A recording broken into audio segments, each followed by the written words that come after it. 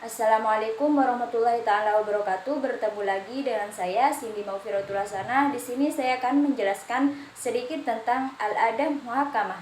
Al-adah muhakamah adalah salah satu kaidah fikih Islam yang berarti adat kebiasaan dapat dijadikan sebagai hukum. Kaidah ini menunjukkan fleksibilitas syariat Islam dalam merespon keberagaman budaya dan kebiasaan masyarakat selama tidak bertentangan dengan prinsip-prinsip dasar syariat. Adat yang dimaksud adalah kebiasaan yang diterima secara umum oleh masyarakat tertentu dan telah menjadi bagian dari praktik kehidupan mereka, baik berupa ucapan, perbuatan, maupun aturan yang tidak tertulis.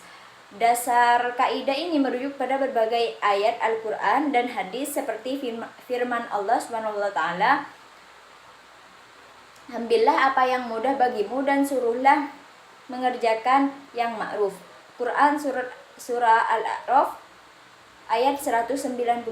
Selain itu, dalam hadis Rasulullah SAW sering mempertimbangkan adat masyarakat setempat dalam memberikan keputusan hukum. Cabang-cabang kaidah ini meliputi beberapa aspek berikut. Yang pertama yaitu adat sebagai penjelas hukum. Jika tidak ada dalil khusus dalam syariat, adat dapat digunakan untuk menentukan hukum suatu perkara. Contohnya dalam muamalah, adat setempat tentang bentuk pembayaran atau cara transaksi sering menjadi rujukan seperti penggunaan istilah yang lazim dalam jual beli. Yang kedua yaitu kebiasaan dalam akad dan kontrak.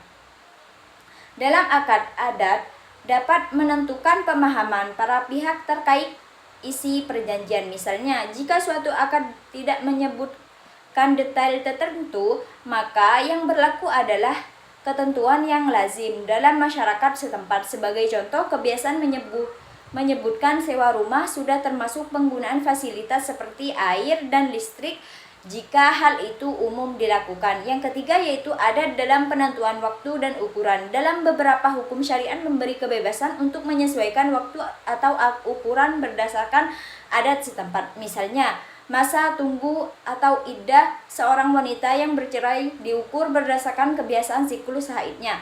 Yang keempat yaitu adat dalam tata krama sosial. Kebiasaan masyarakat dalam berpakaian, makanan, atau pergaulan selama tidak melanggar syariat dapat diterima. Contohnya, cara berpakaian yang sesuai adat setempat tetapi tak memenuhi syarat menutup aurat.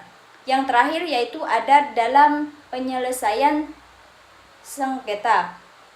Dalam beberapa kasus sengketa, hakim dapat mempertimbangkan adat sebagai dasar keputusan. Misalnya, dalam pembagian harta warisan, adat masyarakat tertentu yang tidak bertentangan dengan prinsip keadilan syariat dapat menjadi rujukan. Mungkin cukup sekian dari saya, kurang dan lebihnya mohon maaf. Assalamualaikum warahmatullahi wabarakatuh.